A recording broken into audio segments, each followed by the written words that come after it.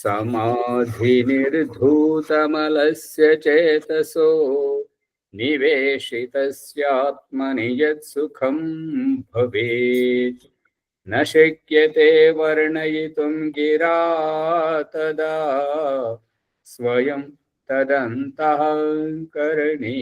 गृह्यते स्वयं तदन्तःकरणेन गृह्यते।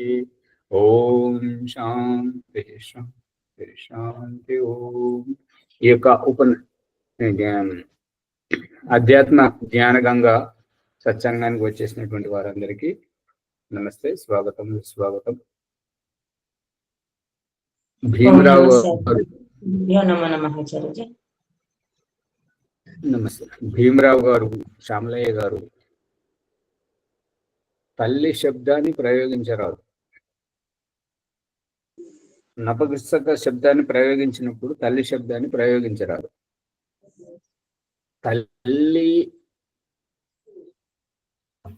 తల్లి ఎప్పుడవుతుంది? తల్లడి తత్వం వచ్చినప్పుడు. తల్లడిలు ఎప్పుడు? శిశువు పుట్టిన తర్వాత, అప్పుడు తల్లి అనబడుతుంది. అంతేగాని ముందు తల్లి గర్భం అనే పదాలు వాడుతున్నారు. ఆమె ముందే తల్లి అయితే గర్భం యొక్క ఉద్దేశం ఏమిటి? భీమరావు గారు, శ్యామలయ్య గారు గమనించాలి. స్త్రీ అని అక్కడ అంతే, స్త్రీ పురుషుడు అనాలి కానీ తల్లిదండ్రి అనకూడదు. సరే. సంతానం పుట్టిన తర్వాత స్త్రీ పురుషులు అనపడరు, తల్లిదండ్రి అనపడతారు.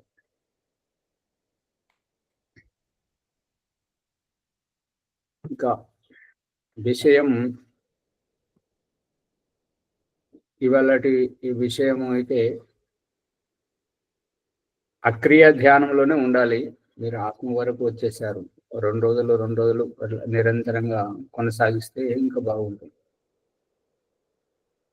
ఆత్మ విషయం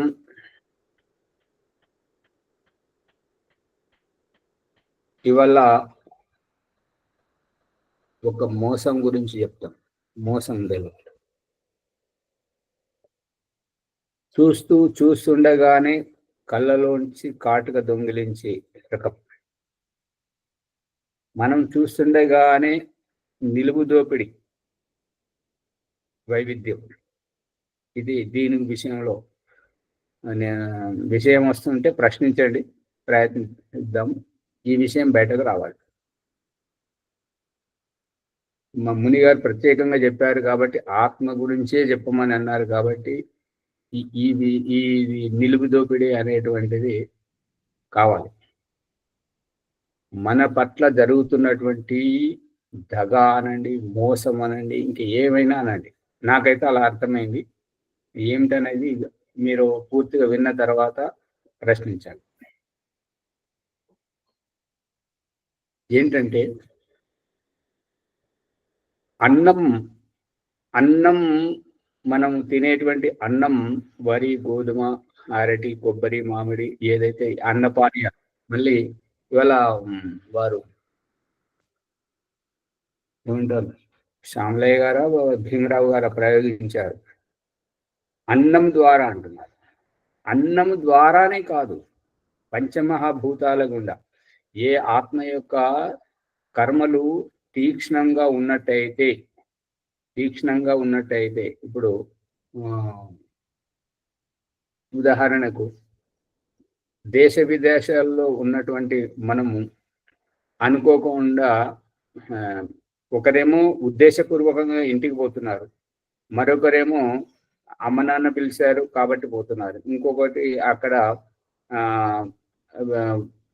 పిల్లలు అనుకోకుండా చనిపోయారు కాబట్టి అయ్యో నా పిల్లలు చనిపోయారు అనేటువంటి బాధతో పోతున్నారు. ఇంకొకరు తన సర్వస్వాన్ని ఇంకొకరు కబ్జా చేశారు, సంపత్తిని అంతా, ఆ విధంగా పోతున్నారు. ఇదేమో వ్యక్తిగతంగా. ఇంకొకటి ఏంటంటే, ప్రధానమంత్రి నరేంద్ర మోదీ గారు దేశమును రక్షించడానికి వస్తున్నారు. ఇప్పుడు విమానములో వెళ్ళాలి, ఎవరికి ప్రాముఖ్యత ఇవ్వాలి? కాలక్షేపంగా వెళ్ళడానికి వారిక, అమ్మ నాన్న పిలిచారని వీరిక, పండుగల పేరుతో వెళ్తున్నటువంటి వారిక, లేదంటే పిల్లలు తల్లిదండ్రి చనిపోయారని ఆ బాధతో వెళ్తున్నటువంటి వారిక, తన అన్నదమ్ములు పాలి వాళ్ళు మన సంపత్తినంత భూమిని కబ్జా చేసుకున్నారు, అటువంటి సందర్భంలోన, లేదంటే ఈ యొక్క పాకిస్తాన్ వాళ్ళు కాశ్మీర్లోకి చొచ్చుకొని వచ్చి ఇలా చంపుతున్నారు, వాళ్ళు కబ్జా చేస్తున్నారు, ఇక్కడ మా మా మణిపూర్, నాగాలాండ్ ఈ వైపు, బంగ్లాదేశ్ ఆ వైపు నుంచి ఈ రకంగా వస్తున్నప్పుడు ప్రధానమంత్రి విదేశాలలో యాత్ర చేస్తున్నాడు.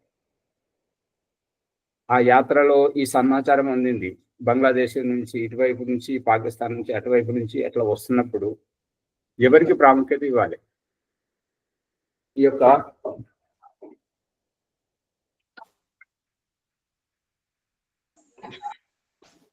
ఎవరికి ప్రాముఖ్యత ఇవ్వాలి విమానంలో? ఇద్దరికి వాళ్ళ తల్లిదండ్రులు చనిపోయిందని వారికి, దేశభక్తికి వీరికి. అమ్మగారు,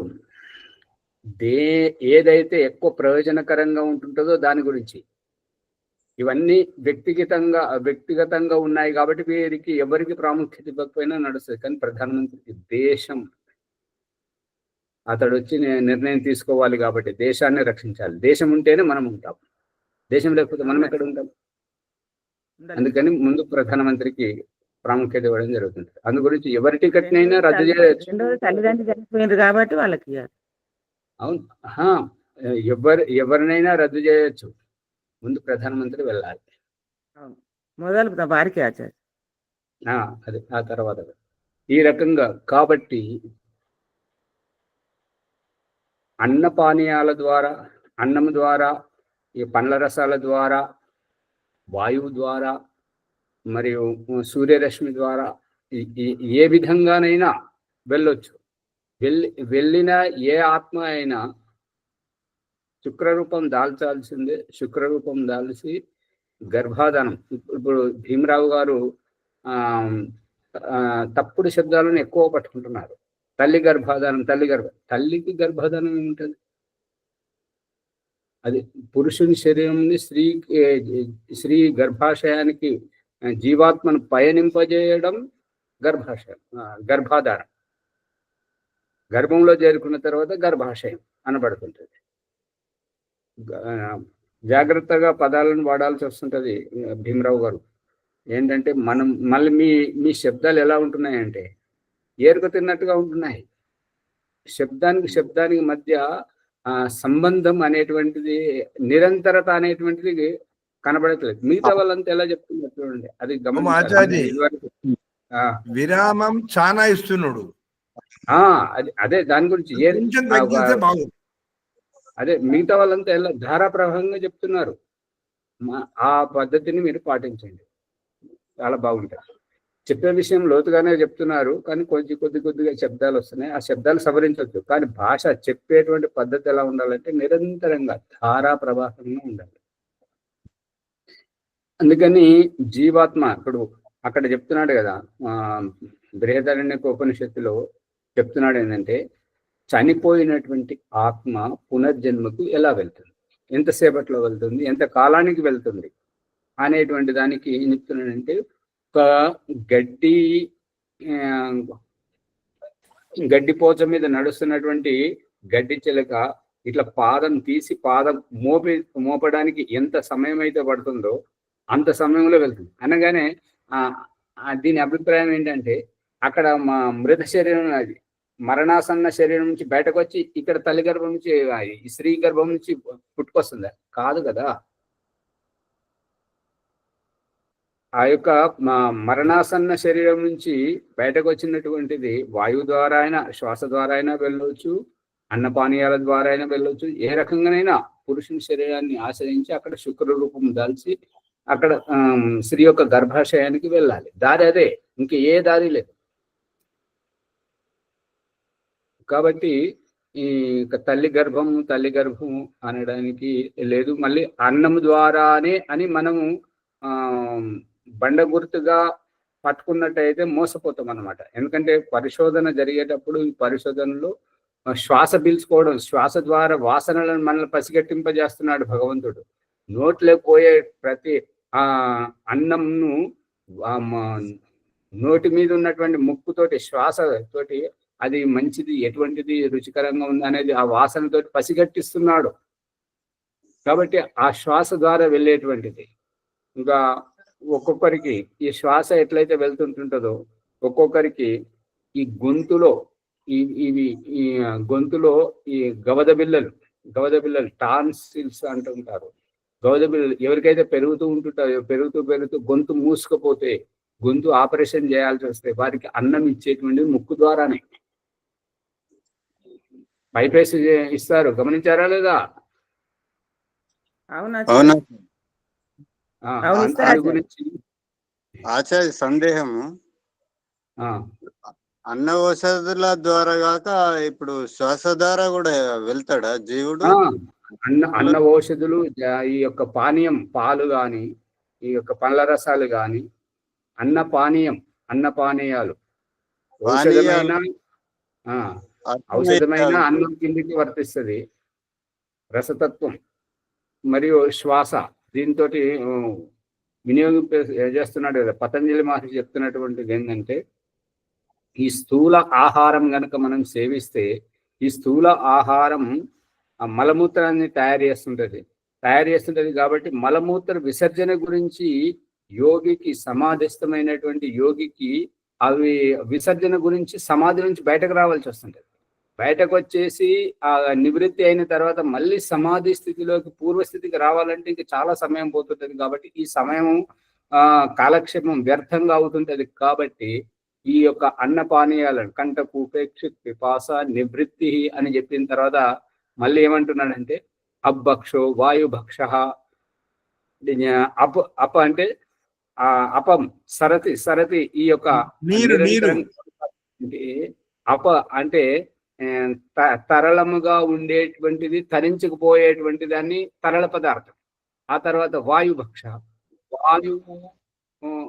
వాయువును పీల్చుకొని వాయువు మీదనే బ్రతికి ఉండేటువంటి వైవిధ్యాన్ని చూపిస్తున్నాడు.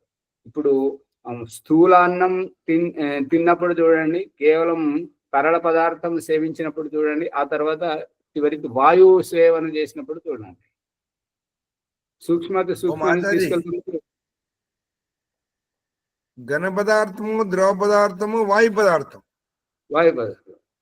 అందుకని ఈ మూడు ద్వారా వెళ్ళొచ్చింది. కాబట్టి అక్కడ కేవలం వాయువు పంచభూతాల ద్వారా అనొచ్చు, పంచభూతాల ద్వారా అనొచ్చు.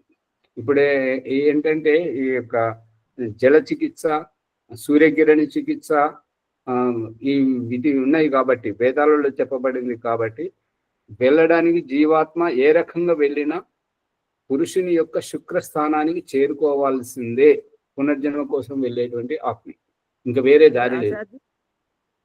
పురుష శరీరంలోకి పోవడానికే జీవాత్మ ఉంటుందా? జీవాత్మ స్త్రీ శరీరానికి అన్ని శరీరాలకు వెళ్ళొచ్చు. కానీ ఇప్పుడు ఇది ఎలా ఉంటుంటదంటే, ఒక కథ, మనోరంజకమైనటువంటి కథ బాలరాజు గారు చెప్పింది, మరి వారు ఆ రకంగా విన్నారు. అసలైనటువంటి కథ ఏంటంటే, ఈ అన్నం గురించి చెప్పాలి కాబట్టి అన్నవాహిక, ఈ యొక్క అన్నపానీయాల యొక్క ఉద్దేశం నుంచి బట్టి చెప్తున్నది ఏంటంటే, ఒక గోదాం, ధాన్యం నిల్వ చేసినటువంటి గోదాంను ఖాళీ చేశారు. ఎందుకు ఖాళీ చేశారంటే దాంట్లో ఎక్కువ కొక్కు పట్టింది. కొక్కు అంటే అర్థమవుతుందా? రకమైనటువంటి జీవి అది ఉంటుంది. అది ఉండడం వల్ల ఈ అన్నము పొట్టును దాన్ని ఒలవడము, దాని యొక్క మల విసర్జన, ఆ కొక్కు యొక్క మల విసర్జన దాంతో ఏంటంటే దురద పెడుతుంటది. అందులోకి ఈ దురద ఉన్నటువంటి వ్యక్తి, అతని సంయోగం ఏంటంటే అతనికి కళ్ళు లేవు కాబట్టి ఏదో పొరపాటున ఖాళీ చేసిన గోదాంలోకి పోయాడు. పోయిన తర్వాత ఎట్లా పోయాడో మళ్ళీ అదే దర్వాజా నుంచి రావడాలి. మిగతా దర్వాజాలన్నీ బంద్ చేసి ఉన్నాయి అన్నమాట. అతడు ఏ దర్వాజా నుంచి అయితే వెళ్ళాడో అదే దర్వాజా ఒక్కటే తెరిచి ఉంది. అయ్యో నేను ఇంట్లో చిక్కుకున్నాను, ఎలా రావాలి అని అంటే అతని కళ్ళు కనబడాయి కదా, నువ్వు ఒక గోడను పట్టుకో, ఇట్లా చేతితో కొనుక్కుంటా రా. అట్లా వస్తున్నప్పుడు ఎక్కడైతే చేతికి గోడ తగలదో అది దర్వాజా తెరిచినట్టుగా భావించు, దాంట్లోంచి బయటకు రా అని చెప్తారు. అతడు ఇట్లా చూసుకుంటూ వచ్చేసరికి ఇక స్వచ్ఛమైన గాలి లేదు కాబట్టి దురద రాదు. ఎప్పుడైతే ఆ తెరిచిన దర్వాజా కాడికి వచ్చి ఇట్లా చేతులు పెట్టగానే చల్లటి గాలి తగలగానే దురద పెడుతుంటుంది. ఆ దురద పెడితే ఆ దురదను గోక్కుంటే మళ్ళీ తిరుగుతుంది. అట్లా చుట్టూ తిరుగుతుండే, దాంట్లోనే తిరుగుతుంది. ఈ 84 లక్షల జీవరాశుల యొక్క రహస్యం ఇదే. ఒక్క మనిషి జన్మ మాత్రమే యొక్క ఆత్మ ఉద్ధరించబడడానికి, ఆత్మ జీవన్ముక్తిని పొందడానికి ఈ యొక్క మనిషి జన్మ ఒక్కటే రహస్యం. ఇంక వేరే ఏ జన్మ ద్వారా ఆత్మ ముక్తిని పొందలేదు.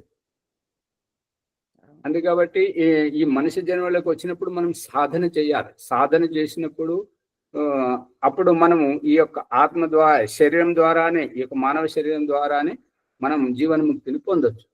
ఇక ఇవాళటి విషయం ఒక్క పచ్చి మోసం, దగా. ఆ మోసమును, ఆ దగాతనాన్ని ఇప్పుడు ఏమంటారంటే, భగవంతుడు ఏం చేస్తున్నాడంటే, హిందీలో ఒక సామెత ఉన్నది, జోర్ కా ధక్కా ధీరే సే లగా, జోర్ కా ధక్కా ధీరే సే లగా. అర్థమవుతుందా? అర్థం కాలేదు ఆచార్య. అంటే బాగా ఒత్తిడితో తగలాల్సినటువంటి దాన్ని ఏంటంటే తోపు ఏంటంటే మెల్లగా తోయాలి. జోర్గా ధక్కా ధీరేసే లగావ్ అని ప్రేరేపిస్తుంది అనమాట. అంటే ఒకేసారి తోసేస్తే అతని ఏ రకంగానైనా గాయపడవచ్చు, కానీ ఆ రకంగా కాకుండా జోరుగా బలంగా తోయాల్సిందే, కానీ నెమ్మదిగా తోసాయి. అయితే ఇప్పుడు ప్రకరణలోకి వెళితే, అన్నం విషయం చర్చ వస్తున్నది ఇదే ప్రకరణలో కాబట్టి చాలా జాగ్రత్తగా వినండి. ఎంతో ఆలోచిస్తే కానీ నాకు కొద్దిగా దీంట్లో పట్టుబడింది. మరి మీరు ఏ రకంగా అర్థం చేసుకుంటారో చూడండి. తినడం అనేటువంటి 84 లక్షల జీవరాశుల్లో వివిధ శరీరాలతోటి ఏ శరీరానికి కావలసిన భోజనం ఆ శరీరానికి పురమాయించిన తర్వాత తినడం అనేటువంటి రూపాన్ని పట్టుకొని తినడం, రూపమే ఆహారం అనుకొని తినడం, తిన్న తర్వాత రూపాన్ని ఒలిపింపజేయడం, కనబడే రూపాన్ని విసర్జింపజేయడం. ఇది మొదట కనబడే రూపాన్ని విసర్జింపజేయడం.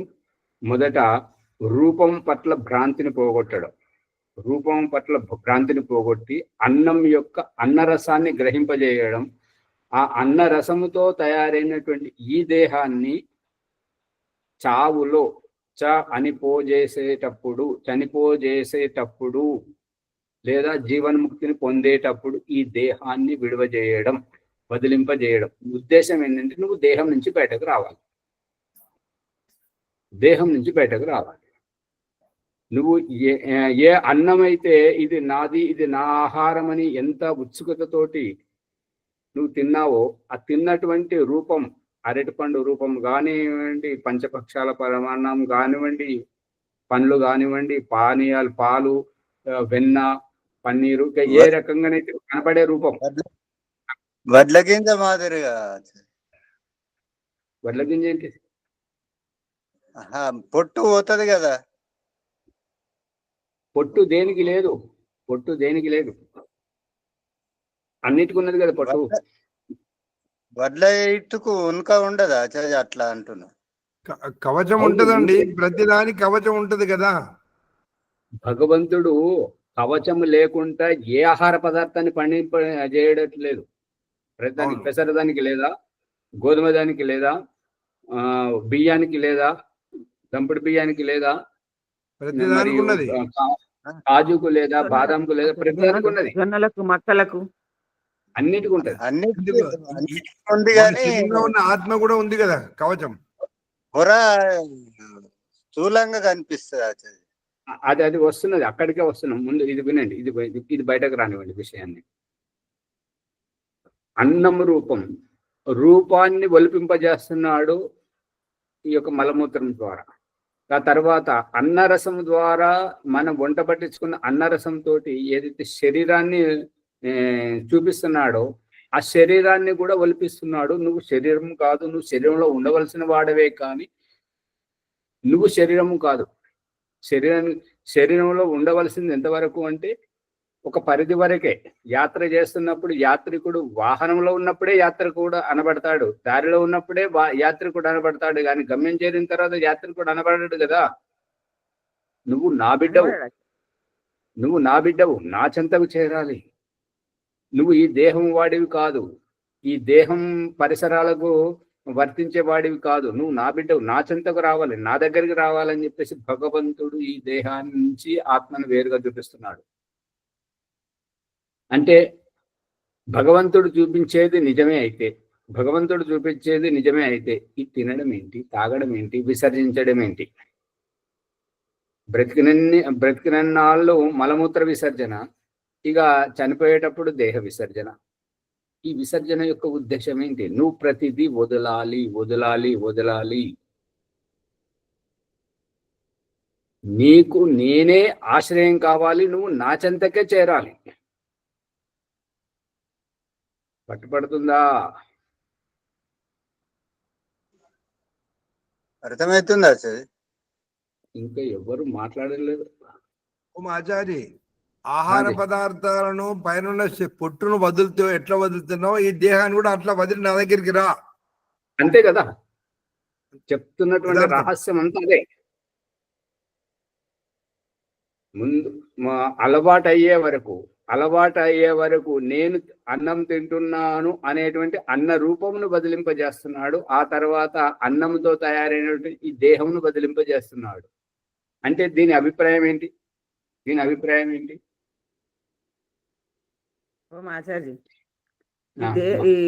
ఇస్తున్నాడు, ఆత్మను ఇస్తున్నాడు, తిరిగి రమ్మంటున్నాడు. మంచి పనులు చేస్తావా, చెడ్డ పనులు చేస్తావా, ఎట్లా చేసినా మళ్ళా నా దగ్గరికి మీరు రావాల్సింది. అమ్మగారు, ఇక్కడ కర్మ గురించి కాదు, పురుషార్థం గురించి కాదు. నేను నాది నా కోసం. ఇప్పుడు ఏదైతే మనము తినడం తాగడం గురించి సంపాదించుకోవడం జరుగుతుందో, ఏదైతే సంపాదించుకుంటున్నావు, నేను అనుభవిస్తాను, భోగిస్తానని చెప్పేసి ఈ యొక్క ధన సంపదను ఏదైతే చేసుకుంటున్నారో తిని తాగడానికే కదా. అంతకుమించి ఇంకేమైనా ఉందా? ఏం చేస్తుంటారు?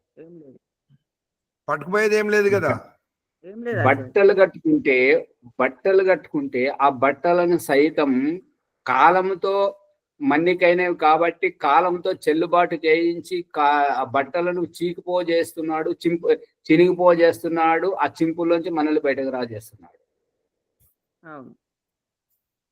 బట్టలు నువ్వు విడవాల్సిందే, నువ్వు కట్టుకున్న బట్టలు నువ్వు విడవాల్సిందే. అవునా? అదే నాది అన్నది ఏది నీది కాదు. నువ్వు ఏదైతే నాదే భ్రమలో ఉన్నావో అందులోంచి నువ్వు బయటకు రా. నువ్వు నా బిడ్డవు, నువ్వు నా దగ్గరికి రావాల్సిన వాడివి. ఆ పదార్థంలో వాడివి కాదు, ఆ పరిస్థితుల వాడివి కాదు, నువ్వు కాలం వాడివి, అంతకంటే కాదు. నువ్వు చావడానికి కాలం నిన్ను చంపుతుంది. కాలంతో పండిన ఆహార అన్నపానీయాలను నువ్వు పట్టుకుంటున్నావు కాబట్టి ఆ అన్నపానీయాల ద్వారా నీ శరీరానికి వయసు, ఆ శరీరమే పిండ దశ, శైశవ దశ, బాల్య దశ, యవ్వన దశ, ప్రౌఢ దశ, వృద్ధాప్య దశ, జరాజీర్ణ దశ, క్షత విక్షత దశ, అంత కాలంతోటే. ఆ కాలం అనేటువంటిది దేహంతో ముడిపడి ఉన్నటువంటిది. ఆ దేహంలోకి కాలం ఎలా వచ్చింది అంటే అన్నం ద్వారా వచ్చింది, అన్నపానీయాల ద్వారా వచ్చింది. అందుకని నువ్వు కాలాతీతుడవు. నేనెట్లయితే భూత భవిష్యత్ వర్తమాన కాలాలకు ఇవాళ మా మునిగారు చెప్పడానికి ప్రయత్నం చేస్తున్నారు. ఏంటంటే ఈ ప్రకృతి సత్వము, రజస్సు, తమస్సు అనేటువంటి ఇవి ఎవరు తయారు చేయలేదు. ఇది ప్రకృతి యొక్క మూల బీజాలు. వీటితోటి ఏ రకంగా ప్రకృతి ఉన్నదో అదే రకంగా నువ్వు ఆత్మతత్వము, తత్వమసి, నువ్వు తత్వము నా బిడ్డవు, నువ్వు పట్టుబడవు, నిన్ను ఏ నిప్పు కాల్చలేదు, ఏ శస్త్రము ఛేదించలేదు, నిన్ను ఏ కాలము నిన్ను నాశనం చేయలేదు. కాలము నిన్ను వెంటాడి చంపేది నీ పైన ఉన్నటువంటి దేహమును మాత్రమే, ఈ పొట్టును మాత్రమే. అంతే. ఆ పొట్టు కోసం నువ్వు ప్రాధేయపడుతున్నావు, ఆ పొట్టును చూసి నువ్వు మురిసిపోతున్నావు. మరి అర్థమైంది దానికి కదా? కదా ఆచార్య మనిషి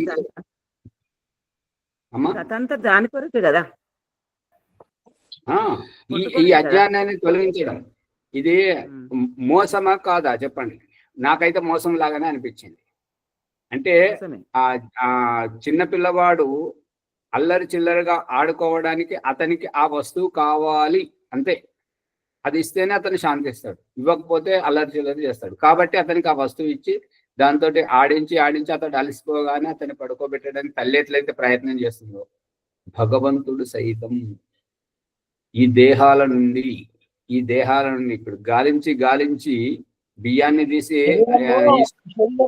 శరీరం మైల అయినప్పుడు స్నానం చేసుకుంటున్నాం. శరీరం మైల అయినప్పుడు స్నానం చేసుకోవడం ఏంటి? అయితే ఈ అజ్ఞానం, అవిద్యను వదిలేయడమే స్నానం చేసుకోవడం, అంతే. అవిద్యను వదలడమే. జ్ఞానాన్ని సంపాదించడం ఇది కూడా ఒక అవిద్యనే, జ్ఞానం కూడా. ఎందుకంటే జ్ఞానాన్ని కూడా వదిలింపజేస్తున్నాడు శరీరానికి కదా ఆచార్య స్నానం చేయడం.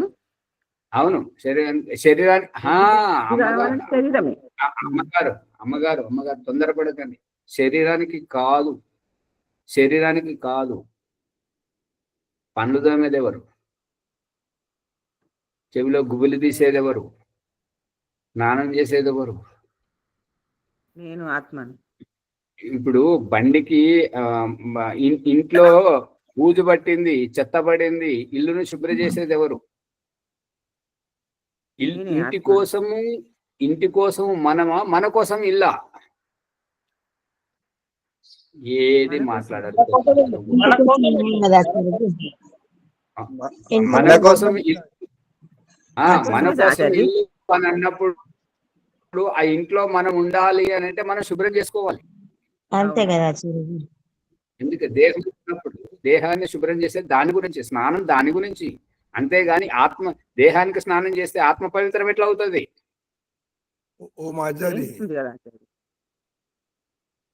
ఇప్పుడు ఆశ్చర్యపోతున్నారు. 84 లక్షల జీవరాశులను పక్కన పెట్టి ఒక్క మనిషి చేతనే భగవంతుడు శుభ్రత పేరుతోటి మలములో చెయ్యి పెట్టి అంటుకుంది, కడుక్కో చెయ్యి పెట్టించడం ఎందుకు? కడిగించడం ఎందుకు? పవిత్రత కొరకు. వెలగట్లేదా? వెలుగుతాను ఈ జీవితం కూడా మనకిచ్చిన శరీరం గాని మన ఈ జీవన యాత్రకు పంపించడం కూడా ఆ కర్మలు కడిగించుకోవటమే. ఎలా కడిగిస్తున్నాడో మన చేత ఆత్మని జీవన యాత్రకు పంపించి మనం చేసుకున్న కర్మలు తొలగిస్తున్నాడు. ఆచార్య అడుసు తొక్కనేలా పాలు కడగనేలా అంటారు కదా. తర్వాత ఇప్పుడు మనం ఈ లోతుగా వస్తున్నప్పుడు దీంట్లో ప్రశ్నిస్తే బయట లోతుగా అర్థమవుతుంది. ఆచార్జీ నాకు ఒకటి అర్థమైంది. ఈ మల విసర్జన క్రియ కూడా మనకి ఆలోచిస్తే ఈ జీవన యాత్రకు సంబంధించినట్టుగానే ఉంది. ఈ మనం తినే ఆహార పదార్థాలను బట్టి మన విసర్జన క్రియ ఎలా ఉంటుందో, మన చేసుకున్న కర్మలను బట్టి కూడా మన జీవన యాత్ర అలా నడుస్తుంది అనిపిస్తుంది నా మనసుకి. కర్మ చేయడమే ఒక అజ్ఞానం. ఈ యొక్క అక్రియ వైపుకు, అక్రియ మీద అంత దృష్టి పెట్టట్లేదు ఎవరికి కూడా. అక్రియ అర్థమైతే చాలా రహస్యం బయటపడుతుంది.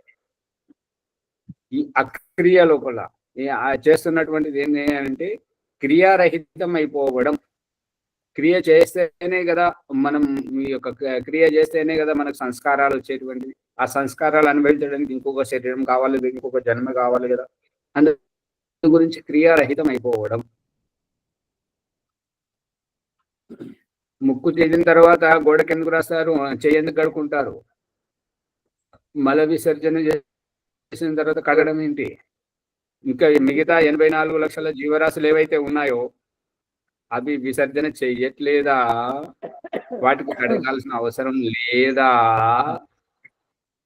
అసలు విషయం ఇక్కడ వచ్చింది ఆచార్య. చెయ్యి పెట్టించడం ఏంటి, కడిగించడం ఏంటి? అర్థం కావట్లేదా? బాలాజీ గారు, శ్యామలయ్య గారు అట్లా చూస్తుంది ఏంటి? అర్థమవుతుంది సార్, అర్థమవుతుంది. మిగతా అవి కూడా ప్రాణులే కదా, అవి వాటి చేత కూడా అన్నం తినిపిస్తున్నాడు కదా, మరి మరి అవి కూడా విసర్జన చేస్తున్నాయి కదా. ఇంకా పశువులకైతే ఆ ముక్కు జ్ఞానం లేదు కదా ఆచార్య, ఆ జ్ఞానం లేదు కదా, వాటికి బుద్ధి లేదు. బుద్ధి లేకపోవడం కాబట్టి లేదని కాదు, వాటికైతే నాలుకనే పెట్టిస్తున్నాడు ఏకంగా. ముక్కు తుడుచుకోవాలన్నా నాలుకనే పెట్టిస్తుంటాడు. మరి ఈగలు దొరుకుతున్నా కూడా దాంతో తల మళ్లించి నాలుకతో శుభ్రం చేయిస్తున్నాడు. కానీ మనుషుడికి ముందు అయితే కూడా నాలుకతోటి సాఫ్ చేసుకుంటారు, నాలుకతోటి. అందుకని ఇక్కడ ఏంటంటే భగవంతుడు ఈ తిండి అనేటువంటిది అంతా ఒట్టిదే. ఇదంతా నువ్వు ఎంతవరకైతే అన్నం మీద ఆశ్రయించి ఉంటావో, ఎప్పటి వరకైతే నువ్వు ఈ యొక్క జలపానీయాల మీద ఆశ్రయించి ఉంటావో అప్పటి వరకు నీకు ఈ దేహం మీద మక్కువ. ఈ దేహం మీద మక్కువ ఉన్నంతసేపు నువ్వు దుఃఖం అనుభవించాల్సిందే. అందుకని ఈ యోగులు, ఋషులు, మునులు ఏంటంటే కేవలం ఆత్మజ్ఞానం మీదనే ఉంటారు. ఆత్మజ్ఞానం మీద ఉంటారు కాబట్టి వాళ్ళు ఇంటికి బయట ఉండడానికి కానీ, కుటుంబానికి బయట ఉండడానికి కానీ వాళ్ళు ప్రయత్నిస్తుంటారు. ఇంకా కుటుంబమే కావాలి, సంపాదనే కావాలి అనేటువంటి వాళ్ళు వాళ్ళ ప్రారంధాన్ని కాపాడుకుంటున్నారు. అప్పుడే నువ్వు దూరం అయిపోతే ఏమైపోవాలి, ఇంకా ఉండు, ఇంకా మమ్మల్ని పీడించు అన్నట్టుగా ఆ సంపాదనలో పడి ఉంటున్నారు. అందుకని ఇదంతా వరి పొట్టును, ఆ ఉనుకను తీయడం ఎట్లయితే ఉందో, ఈ పెసర కాయను ఒలవడం, పల్లికాయను ఒలవడం, దాని పొట్టును తీయడం, ఆ పలుకు మీద ఉన్నటువంటి పల్సని ఆ పొరను తీయజేయడం, ఇవి గింజలకే ఉందా, గుడ్డులో లేదా? గమనించేది ఏది చెప్పదు. గుడ్డులో కూడా ఉంది, అన్నిట్లో ఉంటుంది, అన్నిట్లో ఉంటది. అంటే భగవంతుడు మనల్ని అంత సురక్షితంగా ముందుకు నడిపిస్తున్నాడు. ఆచార్య, ఇప్పుడు అన్నం వాయువు ద్వారా ఆత్మ వస్తుంది అంట, తినే పదార్థం ద్వారా పోతుంది. మరి స్త్రీలకు కూడా పోతుందా? అందరికి పోతుందా అట్లా, లేకుంటే పురుషులకేనా ఆత్మ పోవడం? అందరికమ్మా. ఈ దేహము ముఖ్యం కాదు కదా, దేహము ముఖ్యం కాదు కదా. ఆత్మను ఇప్పుడు స్త్రీ శరీరం యొక్క ఉద్దేశం ఏంటి అని అంటే, ఇంకేదో నాది ఉంది అనే తత్వంతో నారు పోసేది ఒక చోట, నాటేసేది ఇంకొక చోట. నారు పోసేదేమో తల్లిదండ్రుల గర్భంలో, వాళ్ళ ఇంటిలో. జీవాత్మ అన్నం ద్వారా వాయువు ద్వారా పోతుందంటే పురుషులకే పోతుందా ఆ విధంగా? అమ్మగారు వాయు ద్వారానే పోతుందని కాదు, వాయు ద్వారా కూడా పోతుంది అని కూడా. వాయువు ద్వారా వెళ్ళవచ్చు. ఎంత తీక్షణంగా కర్మలు ఉంటే, ఎంత ఇప్పుడు ఏంటంటే, ఇప్పుడు ఇందాక చెప్పుకున్నాం కదా, దేశ విదేశాల నుంచి, పొరుగురు నుంచి, పక్కింటి నుంచి మన ఇంటికి రావాలి అని అంటే తొందరగా, ఎవరికి ఎంత అవసరం ఉంటే అంత తొందరగా. అంటే పక్కింటికి మాట్లాడడానికి పోయారు, అనుకోకుండా దుడ్డుకు వచ్చేసింది. ఇక వాళ్ళ ఇంట్లో పోయే కంటే మన ఇంటి పక్కనే కదా, మన ఇంటికి వస్తుంటాం కదా. ఎవరికి ఎంత తీవ్రత ఉంటే వారు అంత తొందరగా గమ్యాన్ని చేరుకుంటారు. ఎవరికి ఎంత తొందరగా లేకపోతే వాళ్ళు అంత ప్రశాంతంగా ఉంటుంటారు. ఎవరి కర్మలు పరిపక్వం అయితే వారు జ్ఞానం వైపు తలొగ్గుతారు, అటువైపు రుచి చూపిస్తుంటారు. ఈ ఆధ్యాత్మికంలో ఉన్నటువంటి వాళ్ళు దాదాపుగా ఇటువంటి వాళ్ళే, వీళ్ళ కర్మలు పరిపక్వం అవుతున్నాయి. కాబట్టి వీళ్ళు ఉద్ధరించబడుతున్నారు. మిగతా వాళ్ళని చూడండి, ఆ చిమ్మని చీకట్లో గాఢ నిద్రలో పడుకొని ఉన్నారు. అర్థం కావట్లేదు అమ్మగారు. అర్థమవుతుంది ఆచార్య. అంతే, అది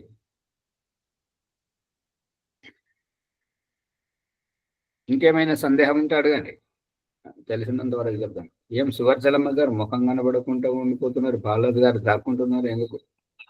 లేదు ఆచార్య.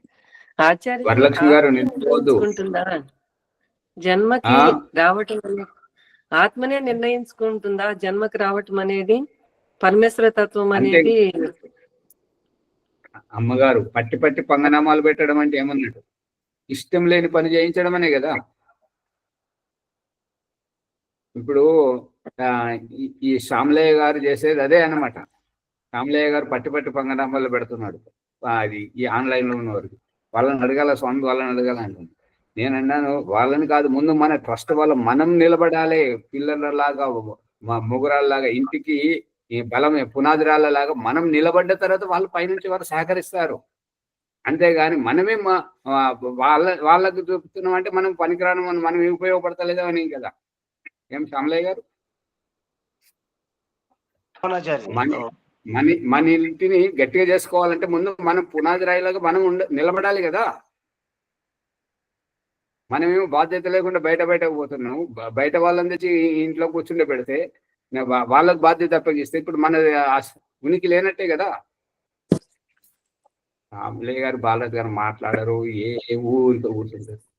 అర్థమవుతుంది సార్, అర్థమవుతుంది. మన ఇంటి వాళ్ళకు ప్రేరణ కల్పించండి, వాళ్ళని ముందుకు తీసుకురండి. వాళ్ళు వెనుక జరుగుతున్నారు, ఇంకా తప్పు చేసేవారు చేస్తున్నారు, వాళ్ళ తప్పు వాళ్ళు తెలుసుకోలేకపోతున్నారు. అవన్నీ మన ఇంటిలోని చెత్తను ముందు చేసుకోమని చెప్తున్నాడు కదా. మన మలినాన్ని శ్యామలయ్య గారు ముఖం కడగరా? తొమ్ముకోవాలి, తినాలి కదా, తిన్న తర్వాత ముఖం కడగవచ్చు కాదు కదా, మలినం ముందు కదా. తప్పు చేయడం అనేది సహజం, జరిగిపోయింది తప్పు అని తెలుసుకుని దాన్ని దూరం చేసుకోవడం మంచిది కదా. నా కాలం మీద మనం నిలబడాలి కదా. అర్థం కాలేదా? అందుకని తొందరపడడం ఏంటంటే కొన్ని అనాథాలకు దారి తీస్తుంటది. మీరు ముందు నుంచి ఎందుకు చెప్పలేదని తర్వాత మళ్ళీ అందరూ నన్నే అంటారు, ఓంప్రకాష్ అంటుంటారు. అందుకని చెప్పాల్సి వస్తుంది. ముందు మనం నిలబడాలి, మనం గట్టిగా ఉండాలి. పునాది రాళ్ళు ఎప్పటికీ కనబడవు స్వామి. గోడలు కనబడుతుంటాయి, పైన కప్పులు కనబడుతుంటాయి, బయట వేసే సున్నము రంగులే కనబడతాయి, కానీ పునాది రాళ్ళు కనబడవు. పునాది రాళ్ళతో భవనం నిలబడుతుంది. ఆ పునాది రాళ్ళే జరిగిపోతున్నాయి. అంత నాకే ఉందా? నేనే ఉన్నానా? ఆ పునాది రాళ్ళు కదిలిపోతున్నాయి, అది గమనించండి. ఒక్కొక్క రాయి పక్కన సరిపోతే ఇల్లు ఎక్కడ ఉంటుంది? అది ఆ వైపు దృష్టి పెట్టట్లేదు శ్యామలయ్య గారు. వారు పదే అంటారు. వారు అడుగుతుంటే నేను చెప్పాలా చెప్పకూడదు, అరే మళ్ళీ బాధపడతారని చెప్పేసి అనిపిస్తుంది. అంటే మళ్ళీ ఏమంటే మా చర్చనే చేస్తున్నారు, మాదే అంటే ఎవరు చేయాలి చెప్పండి? దేవుడే చూపిస్తున్న దృష్టాంతము శ్యామలయ్య గారు. చూడండి, ఓంప్రకాష్ ముక్కునే దర్చుకుంటున్నాడు, పండ్ల దగ్గరికి పోతాడు, చెవులకు పోతలేడు. అంటే ఎక్కడైతే పాచిపడతాడు దేవుడు చూపెట్టేది అది.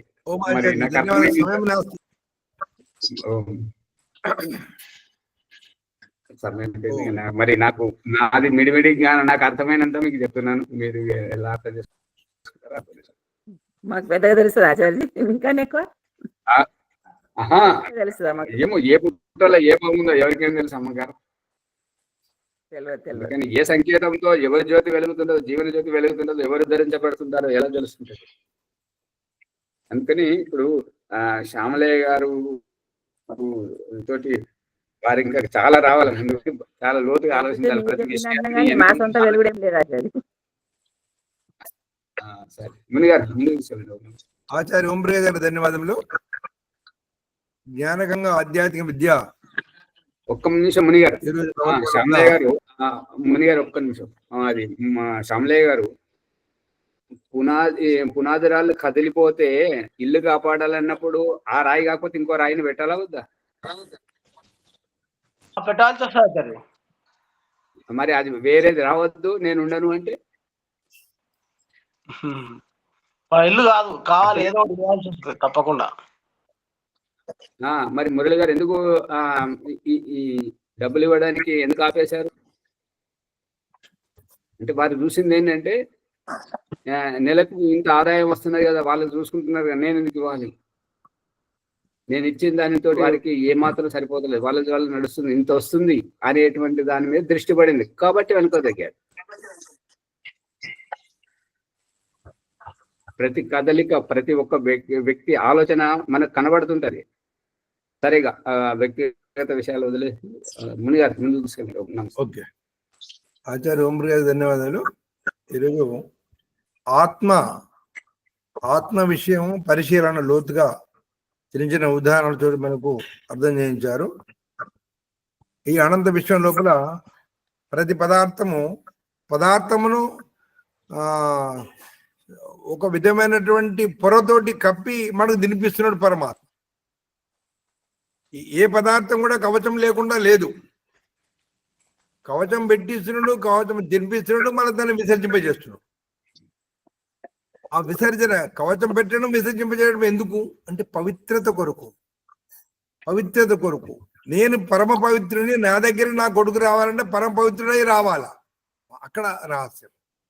కాబట్టి చాలా లోతుగా ఆత్మ అంటే ఏంది, పరమాత్మ అంటే ఏంది చక్కగా విషరించారు. వారికి ధన్యవాదాలు. ఈరోజు వైదిక సంధ్యోపాదన ప్రణవముని ఎవరైనా ఉన్నారా? మరి భీమరావు గారు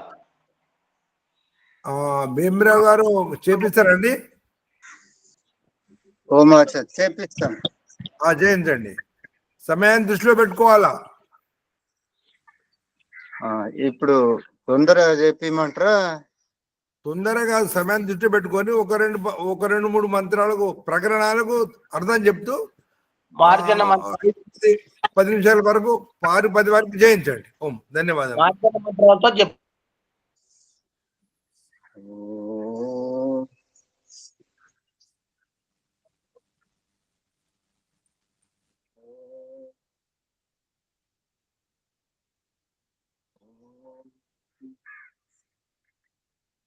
అత సంధ్యాయోగ బ్రహ్మ సాక్షాత్కారము. ఓం అమృతోపస్తరణమసే స్వాహ. ఓం అమృతాపిధానమసే స్వాహ. ఓం సత్యం యశః శ్రీర్మై శ్రీః శ్రేతాం స్వాహ. ఓం షణ్ణో దేవీరభిష్టయ आपो भवन्तु पीतये संयोरभिस्रवन्तु नः. अंगस्पर्श. ओम वाक् ओम प्राणः प्राणः. ओम चक्षुः ओम श्रोत्रम् ओम नाभिः ओम हृदयम् ओम कण्ठः ओम बाहुभ्यां यशोबलम् ओम करतलकरपृष्ठे. मार्जन मंत्रमुలు. ओम भूः पुनातु शिरसि. ओम भुवः पुनातु नेत्रयोः. ओम स्वः पुनातु कंठे. ओम महः पुनातु हृदये. ओम जनः पुनातु नाभ्याम्. ओम तपः पुनातु पादयोः. ओम सत्यं पुनातु पुनः शिरसि. ओम कं ब्रह्म पुनातु सर्वत्र. प्राणायाम मंत्रम. ओम भूः ओम भुवः ओम स्वः ओम महः ओम जनः ओम तपः ओम.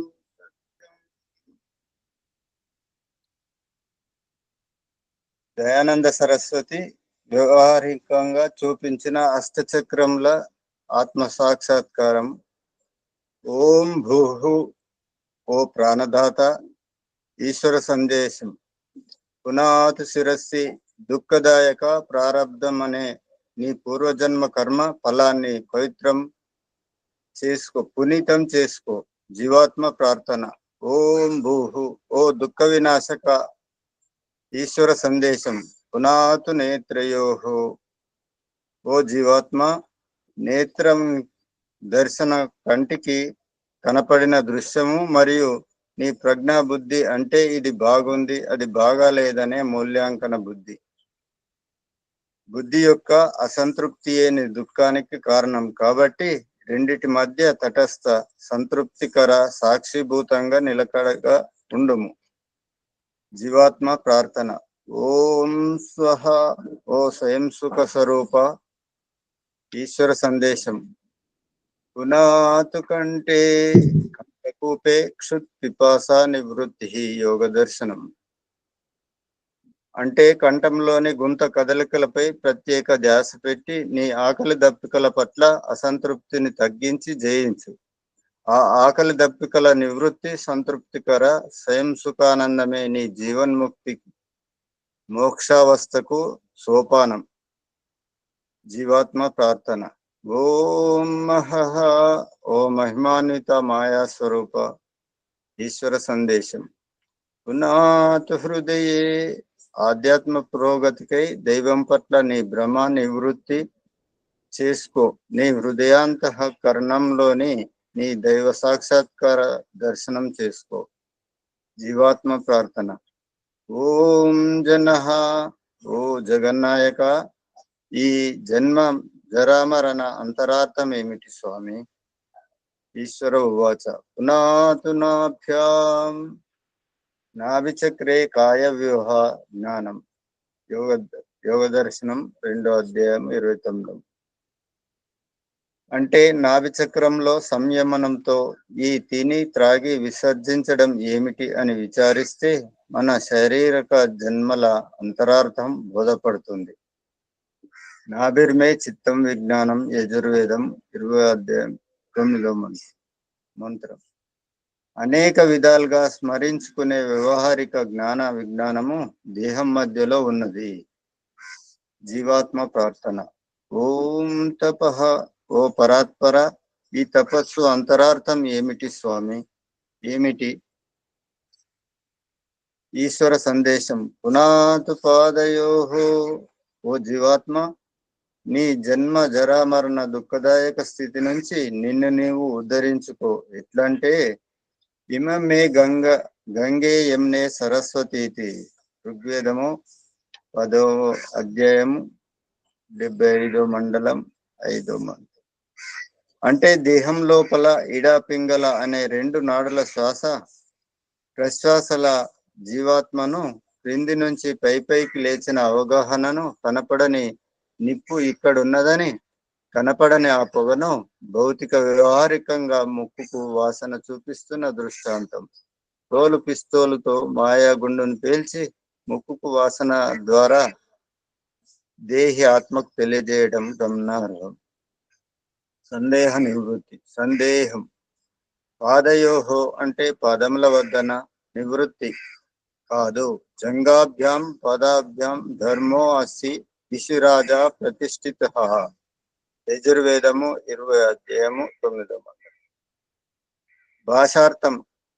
పాద తొంటెముకల మధ్యలో నేను అనే దేహి జీవాత్మను ఉన్నాను. పరమాత్మ సాక్షాత్కారం. జీవాత్మ ప్రార్థన. ఓం సత్యం ఓ అవినాశి అయిన సత్య స్వరూప ఈశ్వర ఉవాచ. పునాతు పునఃశిరసి ఓ జీవాత్మ, పవిత్ర భావనతో మరోసారి మళ్ళీ శిరస్సు యందు అనుభూతి చేసుకొని ఎరుగు, ధన్యము అవుతావు. సత్యస్య విహితం సుఖం, సత్యస్య విహితం ముఖం. యజుర్వేదము 40వ అధ్యాయము 17వ మండలం. అంటే సత్యం యొక్క స్వరూపం కప్పబడి ఉంది.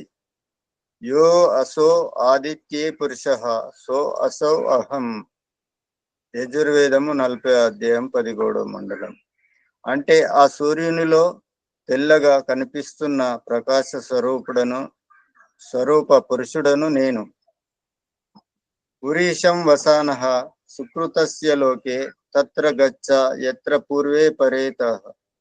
యజుర్వేదము 13వ అధ్యాయము 31వ మండలం. ఓ జీవాత్మ, నువ్వు ఇక్కడ ఉండాల్సిన వాడవు కాదు. ఎక్కడికైతే ఇక్కడి పూర్వజులు తరించిపోయారో అటు పుణ్యలోకాలకు వెళ్ళు. మళ్ళీ పవిత్రాత్మగా శీర్షస్థాయి నీ బౌద్ధిక ఆత్మికోత్కర్షం అధిగమించు అని ఇలా 2 చేతులతో కన్నకంటే పైకి ఒక పసిబిడ్డను పైకి ఎత్తి చూపిన విధంగా చూపారు. ఓ జ్ఞాన స్వరూప, ప్రకాశం కనిపిస్తున్నది కానీ నువ్వు కనిపించట్లేదు. ఎక్కడున్నావు స్వామి? సూర్యుని ప్రకాశిస్తున్నది ప్రకాశమును నేను. నశక్యతే వర్ణయితుం గిరా తథా స్వయం తదంతఃకరణేన గృహ్యతే. జీవాత్మ ప్రార్థన. ఓం కం బ్రహ్మ, ఓ సర్వవ్యాపక ఈశ్వర సందేశం పునాతు సర్వత్ర ఈ సంకుచిత శారీరక పింజరం నుంచి అధిగమించి ఆకాశం వల్లే అంతటా వ్యాపించి ఉన్న ఈశ్వరానుభూతిని పొందటం. అష్టచక్రముల ప్రమాణము. అష్టచక్ర నవద్వార దేవానాం పూరయోధ్య తస్యాం హిరణ్యయే కోశే స్వర్గో జ్యోతిషావృతః. 8 చక్రాలు, 9 రంధ్రాలు, ఇంద్రియాల అయోధ్య అంటే యుద్ధం చేయదగని పురం. అందులో స్వర్గం అనే స్వర్ణమయ ఆవాసం జ్యోతితో ఆవరించి ఉంది. 7 అంతస్తుల అంతర్యాత్ర. ఓం భూహు సహస్రార చక్రం ప్రాణాధారణ జీవన పోసుకోవడం. ఓం భువః ఆజ్ఞాచక్రము త్యాగ భావంతో దుఃఖ విముక్తి పొందటం. ఓం స్వః విశుద్ధ చక్రం అనాసక్త ఆత్మసుఖ స్వరూపావస్థ. ఓం మహః అనాహత చక్రము పరధ్యాన తన్మయత్వ పరమాత్మ భావం. ఓం జనః మణిపూర చక్రం అమృతస్య నాభిః అథర్వవేదం. 6వ అధ్యాయము 44వ మండలం 3వ మండలం. ప్రసవంలో శిశువు తెచ్చుకున్న పేగుబంధం వలె ఆ పరమాత్మతో ఈ ఆధ్యాత్మిక సాధక జీవాత్మకు గల అవినాభావ సంబంధమని ఈ జాని ప్రాదుర్భావ జనః నాభి. ఓం జనః నాభి యొక్క అభిప్రాయం. ఓం తపః స్వాదిష్టాన చక్రం దేహము క్రింది వైపు నుండి కనపడని ఆత్మను పైకి పొగను వ్యవహారికంగా చూపడం అంటే తోలు పిస్తోల్తో మాయగుండం పేల్చి ముక్కుకు వాసన చూపిన విధం దేహి ఆత్మకు తెలియజేయడం గమనార్హం. ఈ దృష్టాంతాన్ని గృహస్థ జీవితంలో 2 చేతులతో చంటి పిల్లల్ని పై ఎత్తుకోజేసి చూపడం గమనార్హం. ఓం సత్యం మూలాధార చక్రం సత్యం జ్ఞానం అనంతం బ్రహ్మ. తైత్తరీయ ఉపనిషత్తు 2వ అధ్యాయం 1వ మండలం 1వ మండలం. జ్ఞానం సత్యం బ్రహ్మ అనంతం. శారీరరహిత ముక్త జీవాత్మ బ్రహ్మ పరమాత్మలో ఉంటుంది. ఆ ముక్తాత్మకు ప్రాపంచిక సుఖ దుఃఖముల స్పర్శ సంపర్క అభావంలో ఆనందమగ్నమై ఉండును. ఈ విధంగా యదా పంచావతిష్టంతే జ్ఞానాని మనసా సహా బుద్ధిచ్చ న విచేష్టతే తమాహు పరమాం గతిం. కఠోపనిషత్తు 20వ అధ్యాయం 6వ మండలం 10వ మంత్రం. శుద్ధ మనస్సుతో పాటు పంచేంద్రియాలు ప్రాణం జీవితంతో ఉంటాయి మరియు బుద్ధి ప్రారబ్ధం పరిష్కరింపబడిన ఆత్మ నిర్మలము స్థిరచిత్తంతో ఉంటుంది. దీనినే పరిమితి అనగా మోక్షం అందురు. ఇది సంధ్యోపాసన ప్రథమోచ్ఛ్వాసః అథ సంధ్యోపాసన ద్వితీయోచ్ఛ్వాసః. నిన్న ప్రారంభించిన సంధ్యోపాసన సఫలమైన వారు ఉపర్యుక్త పురుషార్థంతో తరించిపోయారు కాబట్టి ఈ అగమర్శన పాప నివృత్తి తాపత్రయం వారిది కాదు, అందులో అసఫలమై ఇక మీదట సఫలం అవ్వాలని వారి తహతలాట. మరి ఎప్పుడో వెళ్ళిన వారి ఈ బ్రహ్మలోకే పరాంతకాలే పరామృతాత్ పరిముచ్యంతి సర్వే. ముండకోపనిషత్తు 3వ అధ్యాయము 2వ మండలం 6వ మంత్రం. బ్రహ్మానందాన్ని ఉపభోగించి మహాకల్పం తరువాత పునః ముక్తి సుఖాన్ని ఏవగించి పునరాగమనం. అగమర్శన మంత్రం. ఓం సత్యం చాభిదా తపసోధ్యజాయత తతో రాత్ర్యజాయత తతః సముద్రో అర్ణవః సముద్రాధర్ణవాదది సంవత్సరో అజాయత అహోరాత్రాని విదదత్ విశ్వస్య మిషతో వసి సూర్యాచంద్రమసౌ ధాతాయత పూర్వమకల్పయత్ దివం చ పృథివీం చ అంతరిక్షం మతో స్వహా. ఆచమన మంత్రం. ఓం షన్నో దేవీరభిష్టయ ఆపో భవంతు పీతయే సంయోరభిస్రవంతు నః.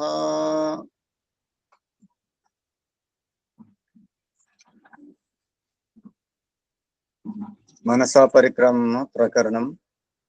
ఓం ప్రాచీదిగగ్నిరధిపతిరస్తో రక్షితాదిత్య ఇషవః తేభ్యో నమోధిపతిభ్యో నమో రక్షితృభ్యో నమైషుభ్యో నమయేభ్యో అస్తు. యోస్మాన్ వేష్ట్యం వయం దిష్ణస్తంభోజంబే దద్మః. దక్షిణాదిగింద్రోధిపతిస్థిరచ్చిరాజీ రక్షితా పితర ఇషవః తేభ్యో నమోధిపతిభ్యో నమో రక్షితృభ్యో నమైషుభ్యో నమయేభ్యో అస్తు. యోస్మాన్ వేష్ట్యం వయం దిష్ణస్తంభోజంబే దద్మః. ప్రతీచేదికువరుణోధిపతిః పృథాకో రక్షితాన్నమిషవః తేభ్యో నమోధిపతిభ్యో నమో రక్షితృభ్యో నమైషుభ్యో నమయేభ్యో అస్తు. యోస్మాన్ వేష్ట్యం వయం దిష్ణస్తంభోజంబే దద్మః. దీచేదిక్ సోమోధిపతిః సజో రక్షితా శనిరిషవః తేభ్యో నమోధిపతిభ్యో నమో రక్షితృభ్యో నమైషుభ్యో నమయేభ్యో అస్తు. యోస్మాన్ వేష్ట్యం వయం దిష్ణస్తంభోజంబే దద్మః. ఓం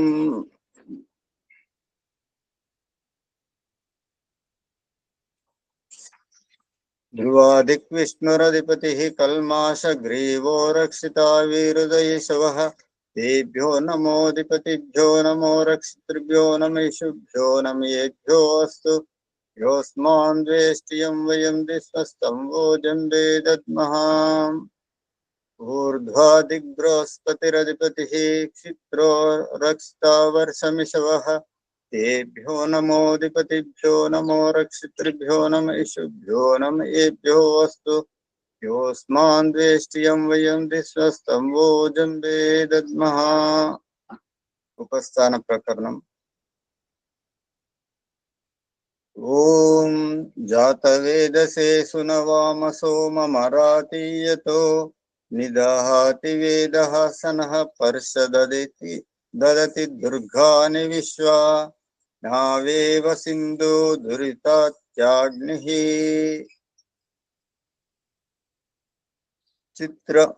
చిత్రం దేవానాముదగాదనీకం చక్షుర్మిత్రస్య వరుణస్యాగ్నేః ఆప్రాధ్యావా పృథివీ అంతరిక్షం సూర్య ఆత్మా జగతస్తస్తు సత్స. ఉదుత్యం జాతవేదసం దేవం వహంతి కేతవః విశ్వాయ సూర్యం. ఉద్దయం తమసస్పరిస్త్వః పశ్యంత ఉత్తరం దేవం దేవత్రా సూర్యమగన్మజ్యోతిరుత్తమం. పశ్చాత్తాప మంత్రం. ఓం తచ్చక్షుర్దేవహితం పురస్తాత్ శుక్రముచ్చరత్ పశ్యేమ శరదః శతం జీవేమ శరదః శతం शृणुयाम शरदः शतं प्रब्रवाम शरदः शतम् अदीनाः स्याम शरदः शतम् भूयच्च शरदः शतात्। आचमन मंत्रम। ओम शन्नो देवीरभिष्टया आपो भवन्तु पीतये शय्योरभिस्रवन्तु नः। गायत्री मंत्रम। ओम भूर्भुवः स्वः तत्सवितुर्वरेण्यं भर्गो देवस्य धीमहि यो यो नः प्रचोदयात्। समर्पण मंत्रम। हे ईश्वर दयानिते भवत् कृपयानेन जपोपासनादि कर्मणा धर्म अर्थ काम मोक्षाणां सद्यः सिद्धिर्भवे नः। नमस्कार मंत्र। ओम नमः शंभवाय च मयो भवाय च नमः शंकराय च महेश्वराय च नमः शिवाय च शिवतराय च। आचमन मंत्रम। ओम शन्नो देवीरभिष्टया आपो भवन्तु पीतये शय्योरभिस्रवन्तु नः। ओम ధన్యవాదం లాచజీ మీ అందరికి నమస్తే.